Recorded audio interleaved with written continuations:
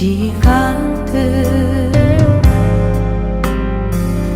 이곳에 계신 주님 그의 은혜로 지금 서 있네.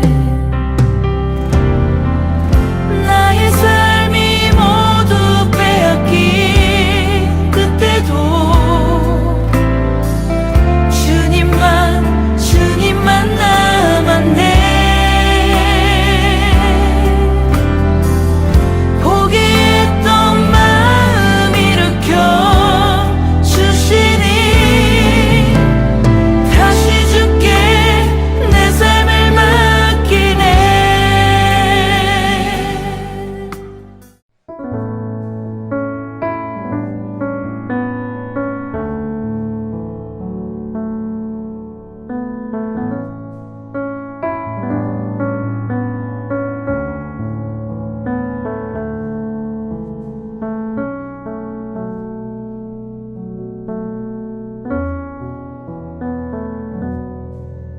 그러므로 함께 하늘의 부르심을 받은 거룩한 형제들아, 우리가 믿는 도리의 사도이시며 대제사장이신 예수를 깊이 생각하라. 그는 자기를 세우신 이에게 신실하시기를 모세가 하나님의 온 집에서 한 것과 같이 하셨으니, 그는 모세보다 더욱 영광을 받을 만한 것이 마치 집 지은 자가 그 집보다 더욱 존귀함 같으니라. 집마다 지은 이가 있으니 만물을 지으신 이는 하나님이시라. 또한 모세는 장래에 말할 것을 증언하기 위하여 하나님의 온 집에서 종으로서 신실하였고, 그리스도는 하나님의 집을 맡은 아들로서 그와 같이 하셨으니, 우리가 소망의 확신과 자랑을 끝까지 굳게 잡고 있으면 우리는 그의 집이라. 아멘. 필리오쿠에 뭘까요? 이게 무슨 뜻일까요?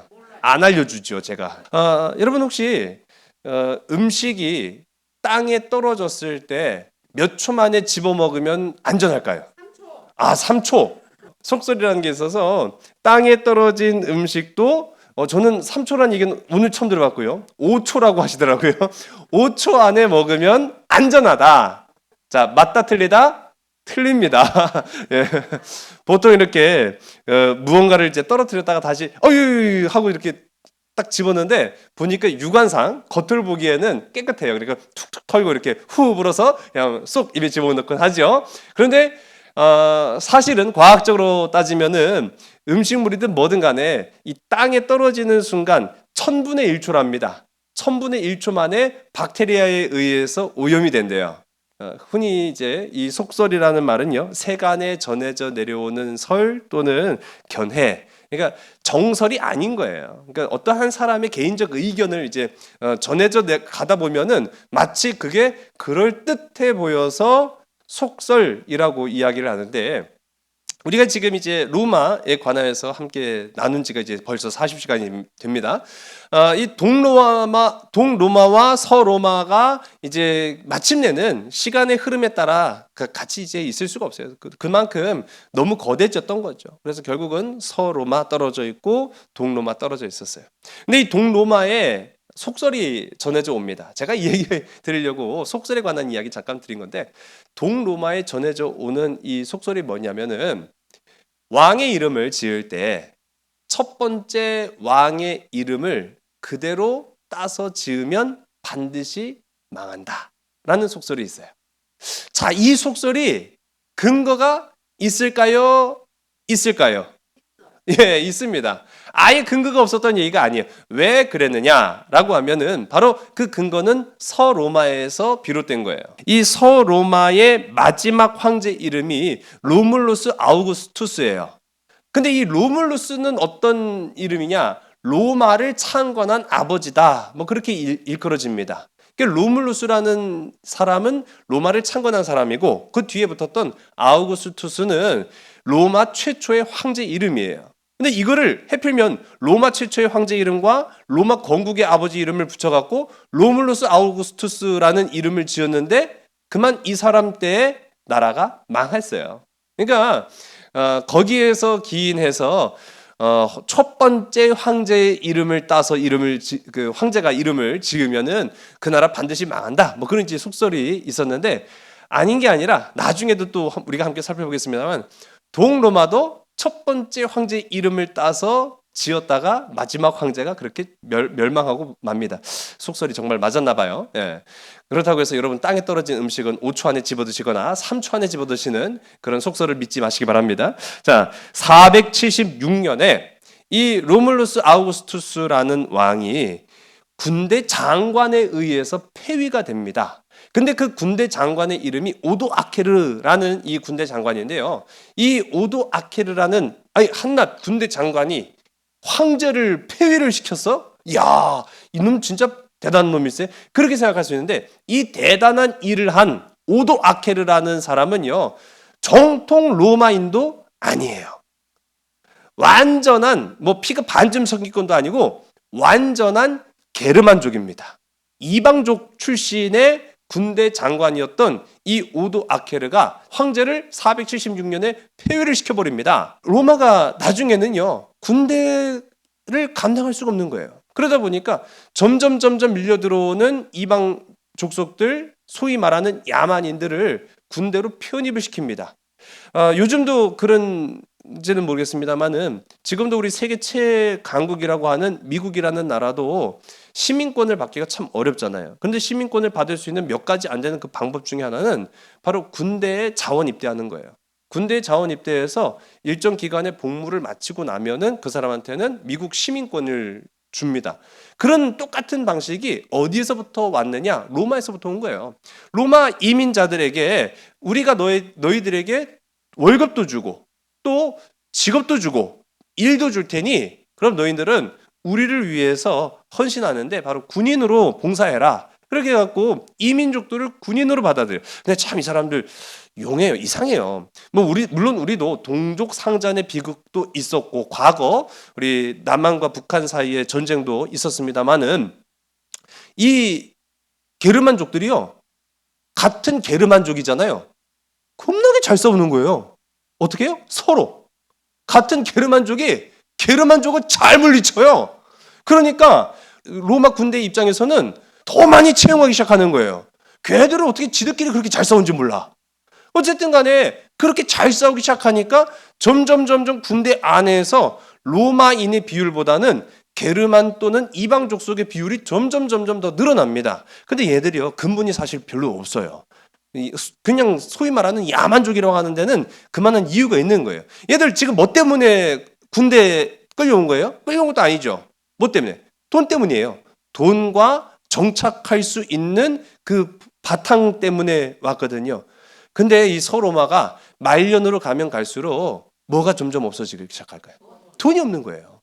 돈이 없으니까 당연히 나라의 국력이 약해질 수밖에 없는데 이 로마가 전에도 제가 처음에 말씀드렸는데 우리나라도 국방에 대한 이 비율이 상당합니다. 이 세금이 국방비로 들어가는 게 상당한데 그도 그럴 수밖에 없어요. 우리는 지금 휴전 국가예요. 예, 물론 정전이라는 뭔 얘기도 나오고 하는데 저는 그건 너무 일방적인 얘기인 것 같아갖고요. 동의할 수 없고요. 어쨌든 간에 전쟁이 언제든지 일어날 수 있는 나라에서 국방에 소홀히 한다라는 건 있을 수 없잖아요. 로마도 마찬가지였습니다. 로마는요 주위 모두가 다 적이에요. 그러니까 국방에 상당한 비용이 들어갈 수밖에 없는데 심지어는 전체 국가 예산의 몇 퍼센트를 국방비로 사용했느냐? 지난 시간 살펴봤습니다. 70%를 사용했어요. 어마어마한 숫자가 국방에 대한 세금으로 다 빠져나가는 거예요. 그런데 돈이 없어져 버리니까 군인들한테 지급할 월급이 안 나가는 거죠. 자, 어떻게 되겠습니까? 돈 달라고 해요. 군신 간에 신의도 물론 있겠지만은 얘들은 아까 말씀드린 것처럼 정통 로마인들이 아니라 야만족들이에요. 돈 때문에 군대 생활하는 애들이 돈을 안 준다? 그러니까 얘들이 돈 달라고! 돈 안 주면 우리 안 싸워! 그렇게 하니까 굉장히 난처해진 거죠. 그때 그들을 규합해서 이끌었던 사람이 바로 오도 아케르라는 이 게르만 출신의 장군입니다. 이 오도 아케르가 귀족들하고 단판을 져요. 야, 돈 내놔. 거의 질서적이죠. 돈 내놔. 그랬더니 돈이 없어요. 그 돈이 없으면 다른 거라도 지불해야지. 그래가지고 그때 당시에 귀족들이 가지고 있었던 대농장이 있습니다. 그거를 우리가 라티푼디움이라고 이제 부르거든요. 대농장을 빼앗기 시작하는 거예요.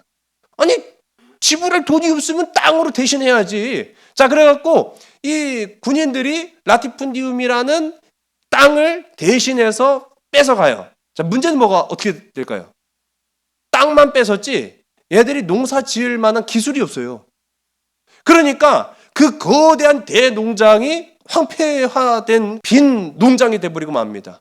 그러니까 서로마는 안 그래도 지금 살기 힘든데 더 지금 살기가 어려워지는 그런 지경이 이르는 거예요. 그러니까 마침내는 이 오도 아케르가 야 황제 애들 그만두고 내려와. 황제를 끌어내립니다. 그런데 이 오도 아케르 자신이 황제가 됐느냐? 아니에요.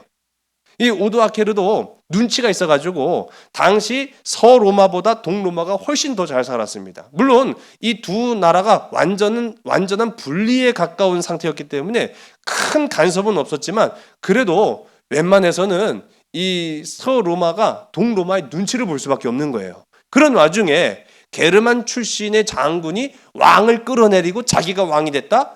자칫 잘못됐다가는 내 목숨이 위태로울 수도 있거든요. 그러니까 이 오도 아케르가 자기를 황제라고까지는 안 하고 렉스라고 부릅니다. 렉스는 이 황제 밑에 단계예요. 왕의 왕. 가만 보니까요, 동로마에서도 저는 봐라 말만 왕이지 하는 모습은 황제나 다름이 없거든요. 그 요놈 안 되겠다 싶어가지고 이 동로마의 이 황제가 이 제노라는 황제가 동고투족이었던 테오도리크 왕을 황제로 딱 세워버려요. 오도 아케르가 아무리 자기 자신이 황제라고는 안 하고 스스로를 왕이라고 했지만은 아니 어느 날 저기 낙하산으로 와갖고 지가 황제라고 하니까 기분이 겁나게 나쁜 거예요. 그래가지고 이 오도 아케르가 아니 나 그 사람은 황제로 인정 아니요 하면서 3년 동안 반기를 드는 가운데 이 서로마의 주교였던 요한이 이 두 사람을 불러요. 테오도리크 일로 와. 오도 아케르 너도 일로 와. 야 너도 게르만 출신이고 너도 동고트 출신이고 둘 다 삐까삐까 도토리 키재긴디 뭐 지들끼리 그냥 싸우고 난리요. 그리고 이 서로마는 비록 망해져가는 나라긴 하지만 다스릴 곳이 겁나게 많어. 알잖아. 그러니까 서로 악수해. 사이좋게 지내. 안 싸우겠다고 해. 그렇게 했을까요? 그렇게 합니다.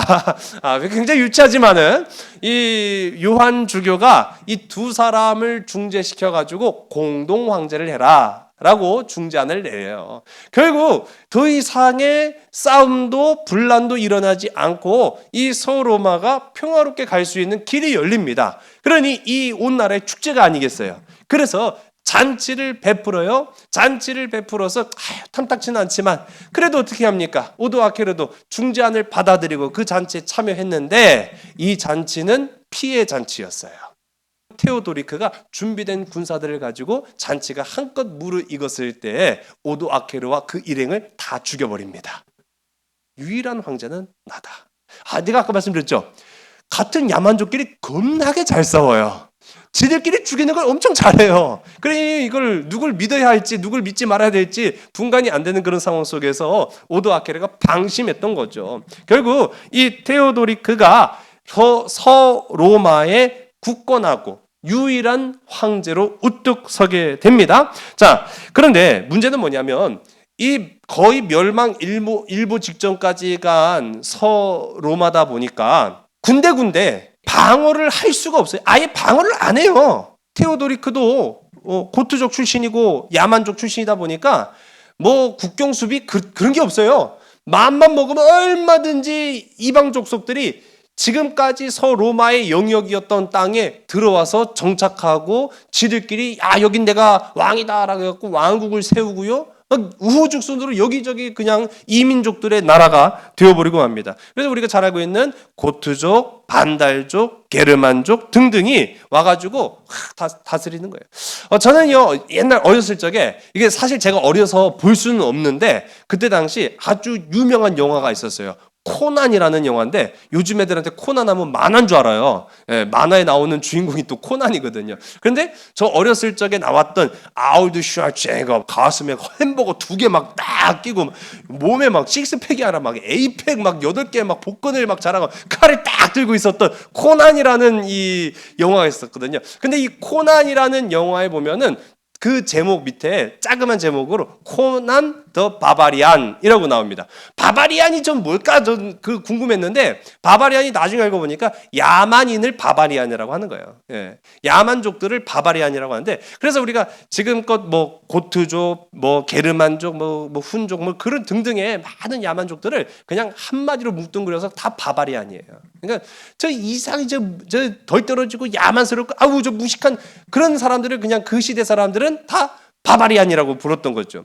바바리안 천지가 됩니다. 선진 문명과 또 우수한 과학기술과 뛰어난 문학적 지식을 가지고 있었던 이 나라가 바바리안 천지가 돼버리고 만 거예요. 그런데 참 중요한 것은 이 와중에도 그 물밀듯 밀려오는 그 모든 바바리안들 대부분이 다 기독교인이었다라는 거예요. 자, 기독교가 그 정도로 이제 로마 안에뿐만 아니라 로마 바깥에까지 상당한 영향력을 미쳐요. 문제는 뭐냐면 이 대부분의 이민족 또는 이 야만족 바바리안들은 같은 기독교가 아니에요. 그들은 자기들이 믿고 싶은 대로 믿어요. 토착 신앙과 정통 신학이 막 짬뽕이 돼가지고 오는데 그게 바로 바바리안들의 신앙이었고 그 중심에 있던 것이 바로 아리우스주의라는 거예요. 약간 어려운 얘기지만 그동안에 많이 들어보셔서 아리우스 많이 들어보는 것 같죠? 우리 성부, 성자, 성령 하나님을 믿습니다. 이게 우리가 정통 기독교라고 우리가 말하는 거예요. 그런데 이 아리우스주의는 성자 예수님을 부정해요. 성자 예수님은 이건 조금 아닌데라는 이제 생각을 갖는 거예요. 그래서 성자 예수님은 하나님의 피조물이었지만 그냥 그도 사람이었다라는 정도로만 받아들이는 그런 사람들이 바로 아리우스주의라는 겁니다. 쉽게 말해서. 근데 그런 아리우스주의를 가지고 있는 바바리안들이 막 쫙 도처에 깔려 있는 거예요. 그런 상황에서 이 테오도리크 황제, 이 사람도 어디 출신이라고 했죠? 야만족 출신이라고 했어요. 야만족. 동고트족 출신이거든요. 자, 그럼 이 사람의 신앙은 정통 기독교일까요? 아니면 아리우스주의일까요? 그러면 돼요, 안 돼요?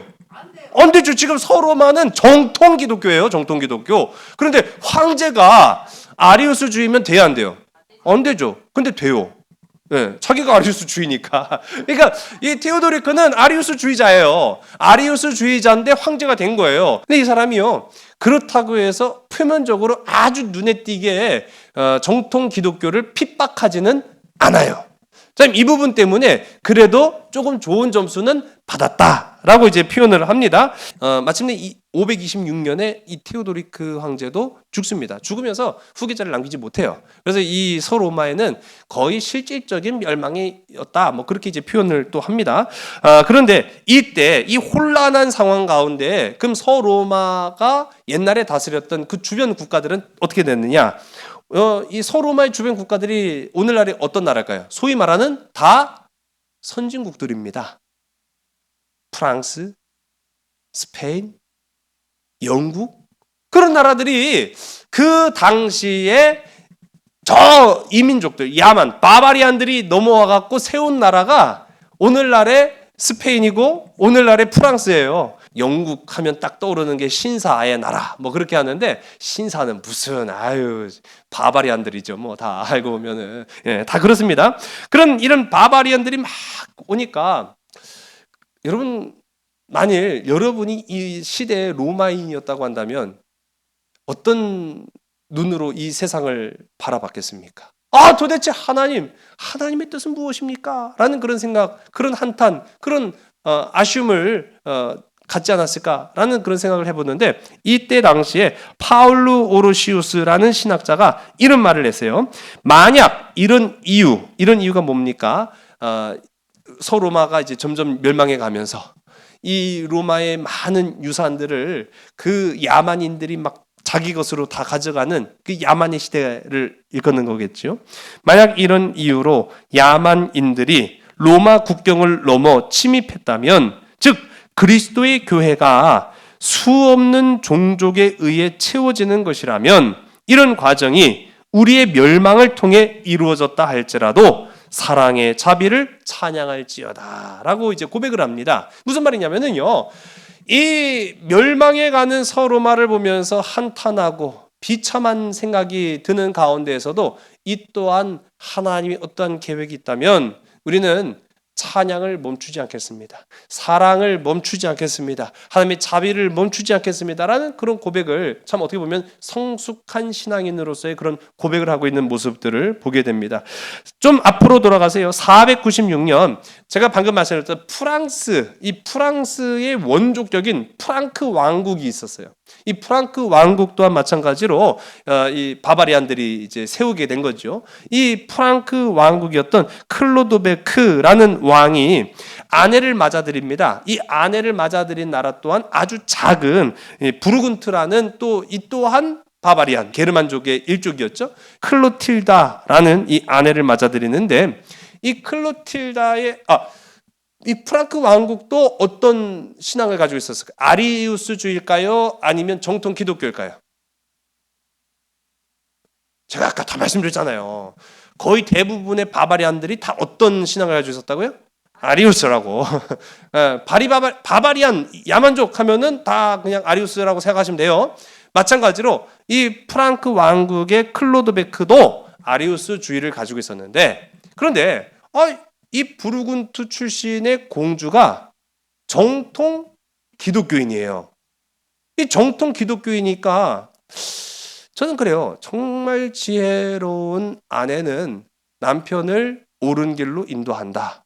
그래서 보면은 때로는 그래요. 또 남자들이 또 뭐 그렇게 복잡하지 않잖아요. 그러니까 아내가 잘 이끌고 가면은 잘 따라갑니다. 그래서 저는 가끔 가다 보면은 교회를 와갖고 눈만 껌뻑껌뻑 거리시는 분들 옛날에 많이 봤어요. 그래서 저분은 신앙이 없는 분이구나. 근데 왜 앉아있지? 그러면 아내 따라간 거예요. 참 복받을 사람들이 많아요. 그래서 눈만 껌뻑껌뻑 성경을 보라고 해도 어디를 보는지도 몰라가지고 막 헤매고 있고요. 찬송을 찾으러 가면 성경을 막 구약을 찾고 있고요. 그런 분들이 있어요. 그런데 그런 분들도 1년 지나고 2년 지나고 3년 지나면 참 믿음이 좋은 훌륭한 인물들로 변화되는 모습들을 제가 발견합니다. 참 저는 그런 게 좋은 거라고 생각하거든요. 이 프랑크 왕국의 클로도베크도 마찬가지로 자기는 아리우스주의인데 아내를 정통 기독교인으로 맞이하다 보니까 그 아내의 영향을 받은 거예요. 그래서 나도 정통 기독교인이 되겠다라고 선포를 했는데,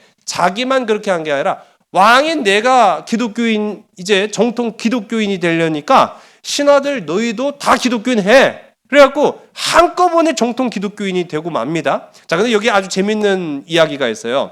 이 클로도베크의 고조모죠. 고조 할머니가 유대인이에요.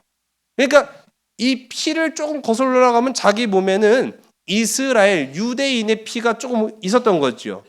이 사람이 클로도베크가 나중에 왕이 된 이후에 아내를 맞이해서 정통 기독교인이 됐죠. 정통 기독교인은 됐는데 문제는 이 가문이 메로빙거라는 가문입니다. 이 메로빙거라는 가문에 전설이 하나 내려옵니다. 우리의 고조 할머니가 유대인이니까 내가 어떻게 왕이 됐느냐라는 거에 대한 이유를 설명하는 거예요. 예수님과 막달라 마리아가 결혼을 했대요. 오메나? 그 성경이 어디 나오지? 자, 들으세요. 예수님과 막달라 마리아가 결혼을 했대요. 그리고 우리 예수님은 십자가를 지지 않으신 거죠. 그래서 두 사람 오손도손 자식 낳고 잘 살았더라. 그런데 그 후손이 바로 누구냐? 나야 나. 메로빙고 이 가문의 프랑크 왕인 바로 클로도베크, 내가 바로 예수님의 후손이야. 이거를 문서로 남긴 거예요. 그 문서로 남긴 것이 시간이 많이 흘렀죠. 말도 안 되는 터무니없는 소리지만 제가 아까 말씀드렸잖아요. 이 야만족들의 신앙이라는 것은요, 자신들의 토착화된 그런 믿음하고 막 짬뽕을 시키고 막 뭐 별의별 다 집어넣고 해갖고 만들어 놓은 거라, 그게 나중에 꽤 말도 안 되지만 흥미로운 소재잖아요. 이게 소설책으로 나옵니다. 소설책으로 나온 게 영화로도 만들었어요. 좀 됐지만은요. 얼마 전에 이 헐리우드에서 만든 다빈치 코드라는 영화의 소재가 바로 이 메로빙거 가문의 이 클로도베크 왕이 내가 바로 예수님의 후손이야라고 했던 그 이야기가 이제 소재가 됐다고 합니다. 어쨌든 간에 이 아리우스주의자였던 클로도베크 왕이 정통 기독교로 바꿔요. 그러니까 어디랑 갑자기 친해졌을까요? 서로마와 굉장히 친해집니다. 왜냐? 서로마가 정통 기독교의 본거지 아닙니까? 예, 본점이잖아요. 그러니까 야, 프랑크 왕국 너 정말 잘 생각했어. 그렇게 해야지. 그럼 정통 기독교로 돌아오는 게 좋아. 그렇게 해갖고 서로마와 친해져요. 또 다른 지역입니다. 오늘날의 이제 스페인 땅이죠. 이 스페인을 일으켰던 그 왕국은 바로 서고트족이에요. 그러니까 고트족이 넘어와갖고 거기 정착해서 왕국을 일으켰는데, 여기도 마찬가지로 정통 기독교일까요? 아니면 아리우스주의일까요? 간단합니다. 예, 이방족 속들이 세운 나라는 다 아리우스주의였다. 그런데 이 아리우스주의자들을 그렇게 심하게 박해는 안 했다고 해요. 아주 심하게 박해하는 곳이 딱 한 군데 있어요. 저 남아프리카에 있는 반달족이 다스렸던 곳. 여기는 이 도나투스파와 반달족이 결부를 해갖고 정통 기독교인들을 겁나게 박해를 합니다. 그런 예외적인 경우는 있었는데 거의 대부분의 나라에서 뭐 내가 아리우스주의라고 해서 정통 기독교인을 심하게 박해하거나 그런 경우는 사실 없었다고 해요. 그런데 이제 이 스페인 지역의 서고트 왕국에서 왜 기존의 교회를 핍박하거나 박해하지 않았느냐? 교회가 가지고 있는 역할이 상당했기 때문이에요. 로마가 왜 유명합니까? 당대에는 이룰 수 없는 엄청난 업적들을 이룬 나라가 사실은 로마예요. 로마는요, 건축, 토목, 과학, 천문학, 수학, 의학에 이르기까지 그 역할이 굉장히 방대했습니다. 그거를 고스란히 가지고 있었던, 그 역사와 전통을 가지고 있었던 게 어딜까요? 바로 교회예요, 교회. 교회에서 그 모든 역사와 전통을 가지고 있었기 때문에 교회가 세워지면서 그곳은 곧 학교가 됩니다. 학교가 되는 동시에 병원이 됩니다. 우리나라도 그러지 않았어요? 우리나라도 과거 100년 전에 선교사들이 이 땅 가운데 오면서 제일 먼저 한 사업이 의학 사업, 두 번째가 교육 사업. 의학과 교육을 전파를 해요. 똑같아요. 그래서 이 서고트족 출신의 이 지역에서도 마찬가지로 교회를 핍박하지 않았던 게, 교회를 통해서 의학을 전수받아요. 또 천문과학기술, 의학, 농업, 법률, 그런 것들을 지원을 받으니까 박해할 이유가 없는 거예요. 오히려 호감을 갖기 시작합니다. 그러다가 587년에 이 서고트 왕국의 레카데르라는 이 왕이, 야, 이거 너무 좋잖아. 우리가 뭐 굳이 반대할 이유가 없지 않느냐? 그럼 나도 아리우스주의에서 정통 기독교로 바꾸겠다. 그렇게 선포를 합니다. 자, 그런데 그때부터 문제가 된 거예요. 자, 앞선 프랑크 왕국의 경우에는 왕이 바꾸니까 누구도 바꿨어요? 그렇죠. 신하들도 다 바꾼 거예요. 한꺼번에 3,000명이 다 바꿔버렸어요. 그런데 이 서고트 왕국의 레카데르 1세는 자기만 바꿔버린 거예요. 상의도 없이. 그러니까 이 다른 신하들부터 백성들에 이르기까지, 아이 그러면 됩니까? 지금까지 우리가 믿던 게 있는데 막 하면서 문제가 생긴 거예요. 자, 그러니 이 문제를 어떻게 하면 좋겠느냐라고 할 때, 그럼 우리도 종교회의를 통해서 우리 문제를 해결합시다. 종교회의를 해요. 그래서 지금의 우리가 이제 톨레도라고 하는 스페인의 도시가 있습니다. 톨레도라는 곳에 종교회의를 열어요. 그래서 종교회의를 열어서 마침내 이 서고트 왕국도 우리는 정통 기독교, 성부, 성자, 성령 하나님을 믿는 정통 기독교를 우리의 국교로 인정하겠습니다 라는 선언을 해요. 근데 이게 중요한 게 아니에요. 사실은 이 종교회의 가운데 신조라는 거를 고백을 합니다. 우리가 이제 사도신경 다 그게 신조입니다. 예. 뭐 주기도문은 예수님이 가르쳐 주신 기도고, 사도신조라고 이제 원래는 그렇게 명칭이 됐는데 우리가 지금 이제 사도신경 이렇게 이야기를 하죠. 이때 그들의 신조를 또 기록을 해요.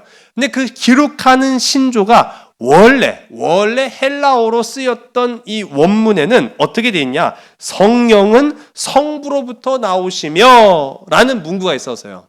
이 부분을 이제 바꿉니다. 라틴어 신조로 바꾼 거예요. 왜냐하면 성령은 성부와 성자로부터 나오신다. 뭐를 집어넣었어요?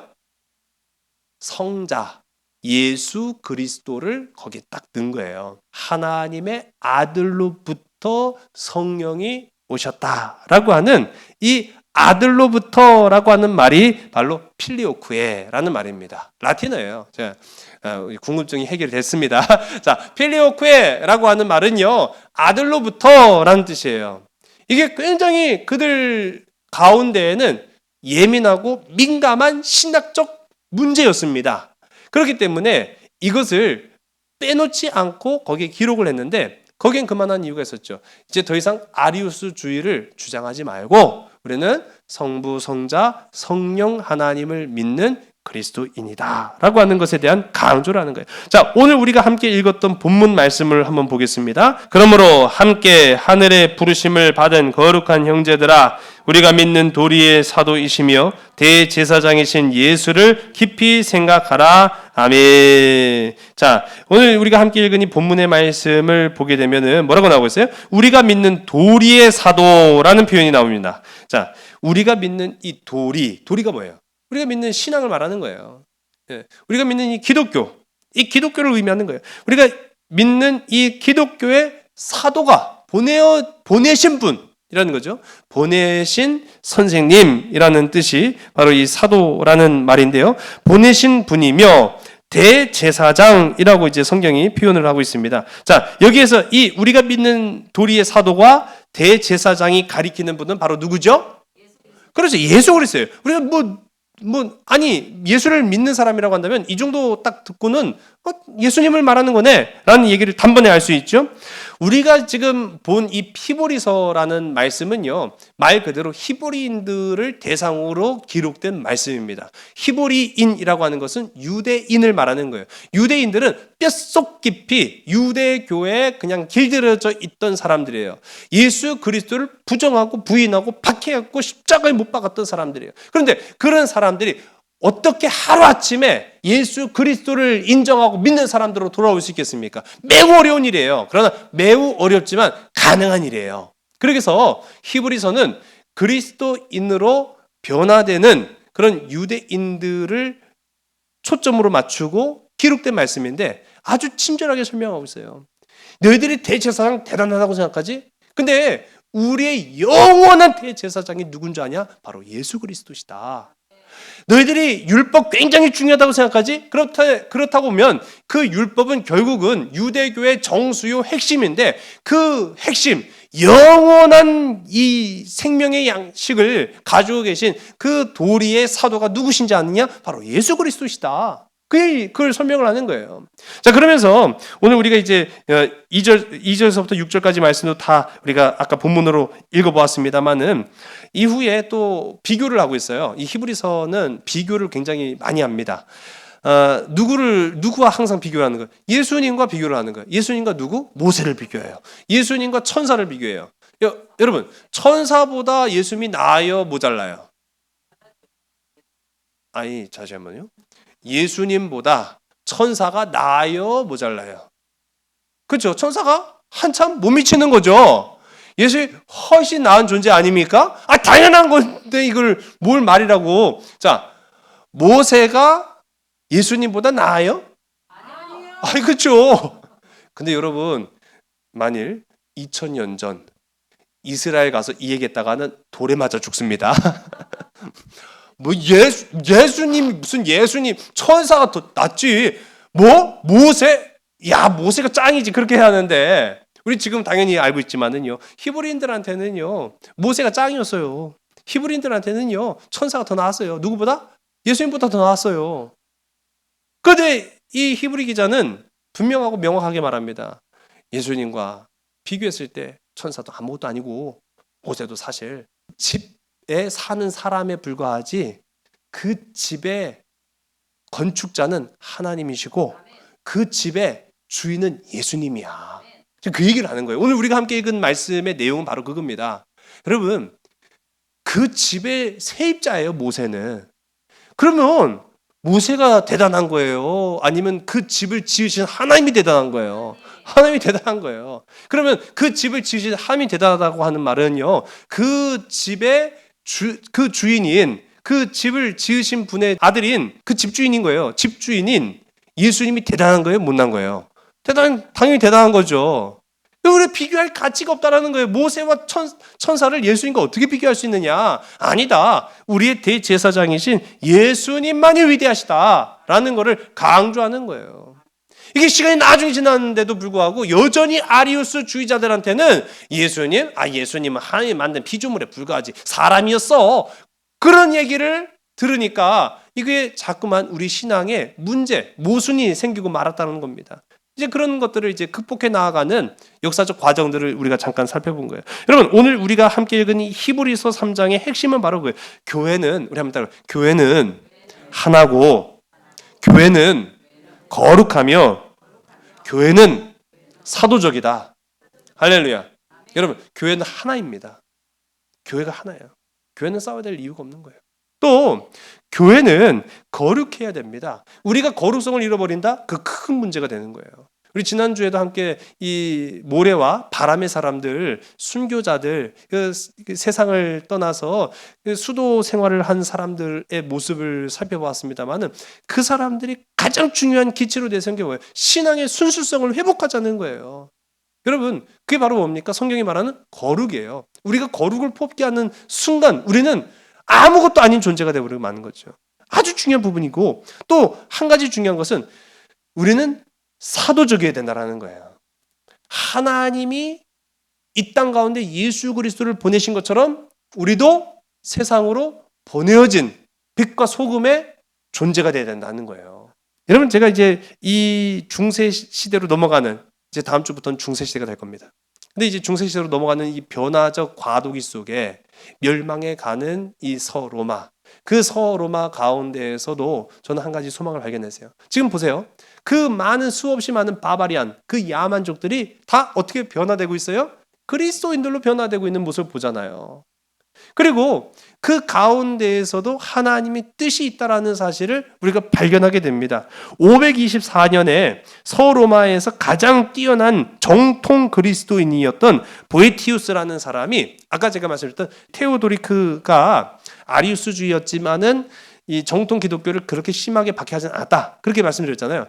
근데 유일한 한 가지를 경계했어요. 뭘 경계했느냐? 반역에 대해서는 아주 상당히 심각하게, 예민하게 반응을 보였어요. 이 보에티우스가 왜 반역죄로 누명을 쓰게 됐느냐라고 하면은, 이 사람이, 황제가 아리우스주의거든요. 그러니 황제가 아리우스주의인 이상 우리한테는 영원히 문제가 남을 수밖에 없다. 그러니 이 문제를 해결할 수 있게끔 도와달라고 편지를 보내요. 어디에? 동로마에 편지를 보낸 거예요. 이게 곧 반역이 된 거예요. 아니, 어떻게 황제를 좀 어떻게 해달라고 옆나라 황제한테 도움을 청할 수 있어? 이건 반역이야. 그래서 자신의 의도와는 다르게 반역죄가 돼서 이 당대 최고의 철학자였고 최고의 귀족이었습니다. 그리고 부자였어요. 이 보에티우스가 당대 그렇게 훌륭한 귀족이었고 철학자임에도 불구하고 반역죄로 감옥에 끌려가요. 그래서 2년 동안 형사를 하다가 마침내 사형당해 죽어요. 근데 이 사람이 2년 동안 감옥에 있는 동안에 책을 씁니다.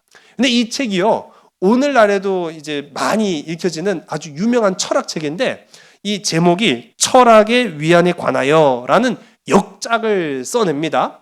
여러분 시간 있으면 한번 보세요. 꽤 괜찮은 내용입니다.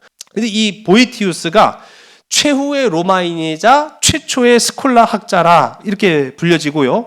또 한편으로는 기독교 철학 사상의 토대를 쌓은 인물이었다라고 말합니다. 자, 이 사람이 감옥에서 쓴 철학의 위안에 관하여라는 이 책은요, 누구를 반영한 책이었을까요? 나. 내 신세를 그냥 쓴 거예요, 내 신세. 내 신세가 이렇게 기구해. 내가 진짜 최고의 가문, 최고의 부자, 최고의 철학 사상가에서 이렇게 최악의 감옥에서 최악의 대접을 받으면서 최악의 순간만을 기다리는 비극적인 인물이야. 그런 내용입니다. 그런데 이런 나에게 위로가 필요해. 이런 나에게 병 고쳐줄 의사가 필요해 라고 하면서 이 책을 쭉 써내려가요. 단테라는 사람이 쓴 신곡이라는 아주 유명한 중세시대 이 책이 있어요. 이 책이 누구의 영향을 받았느냐? 바로 이 보이티우스의 책의 영향을 받은 겁니다. 그 정도로 대단한 책인데 이 책의 형식은 아까 말씀드린 것처럼 복잡하지 않아요. 되게 단순합니다. 이 철학이라고 이름하는 여자가 감옥에 찾아와요. 허구의 인물이죠.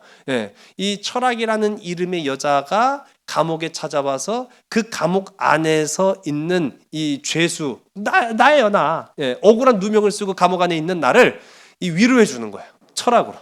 철학으로 위로해주고 고쳐준다라는 이 내용인데 이 책의 한 대목을 제가 읽어드릴게요. 우리가 이 세상에서 온갖 풍파를 겪는다고 이상하게 생각하지 말아야 한다. 악한 것들과 대립하는 것은 우리에게 주어진 숙명과도 같기 때문이다. 그러므로 지금은 한탄할 때가 아니라 의사에게 고침을 받을 때다. 자, 이렇게 이야기를 합니다. 여러분, 고침을 받을 때다. 좀 위로를 받을 때다라고 할 줄 알았더니 고침을 받을 때다. 그렇게 이제 보이티우스가 썼거든요. 한편으로 쭉 생각해 보니까 이 책을 통해서 이 보이티우스가 결론 지은 게 있어요. 우리의 참된 의사, 우리의 육신적인 질병뿐만 아니라 우리의 감정, 우리의 마음의 상처까지도 치유해 주시는 진짜 의사는 누구다? 예수님이시다. 하나님 뭐 똑같아요. 우리의 진짜 의사가 되시는 분은 예수님이시다라는 것을 고백을 하는 거예요. 또 한 대목입니다. 부르는 거짓 친구를 데려가고 참된 친구를 남겨놓는다. 그러므로 불평하기를 그쳐라. 너는 온갖 보화보다도 더욱 귀한 친구를 얻었느니라 라는 내용의 대목이 나옵니다. 그럼 우리가 보통 보면은 비극 또는 불운, 재수 없음 만나면은 진짜 나는 정말 재수가 없고 운이 나쁜 사람인가 봐 그렇게 생각할 수도 있잖아요. 근데 이 보이티우스 가장 세상에서 재수 없는 인간 이 보이티우스 자기 자신이라고 생각한 거예요. 그런데 생각해 보니까 불운을 맞고 보니까 가짜 친구는 다 사라지고 진짜 친구만 남더라. 그 진짜 친구만 남고 보니까 내가 세상 보화를 얻은 사람보다 더 부자구나 라는 이제 생각을 가졌다라는 거죠. 또 한편으로는 철학적이지만 또 한편으로는 굉장히 성경적인 내용의 의미를 담고 있습니다. 마지막으로 제가 한 가지 소개해 드릴게요. 지금으로서는 네가 너 자신을 불행하고 비참하다고 생각하지 않는 것이 중요하다. 내가 누린 행복과 불행을 비교해 보면 너는 결코 불행하다고 말할 수 없다. 나는 내가 누구도 감히 넘볼 수 없는 최고의 행운을 누린 것이라고 말하지 않을 수 없다. 라는 이야기를 마지막으로 남겨두었다고 합니다. 저는 그래요. 진짜 우리가 인생을 살다 보면은 행복이 있을 수 있고 불행이 있을 수 있어요. 어떨 때는 그게 동시에 이루어질 수도 있어요. 그런데 불행과 행복을 비교해 보시기 바랍니다. 불행이 클까요? 행복이 클까요?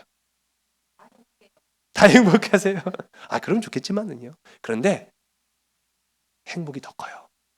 여러분, 어떠한 불행도 행복을 이길 수 없습니다. 보에티우스는요, 자기는 비록 억울한 누명으로 이 감옥 안에서 언제 죽을지 모를 그런 비참한 인생, 비참한 불행을 맞이했지만 내 안에는 여전히 살아계시는 누가 계세요? 예수 그리스도가 살아계신 거예요.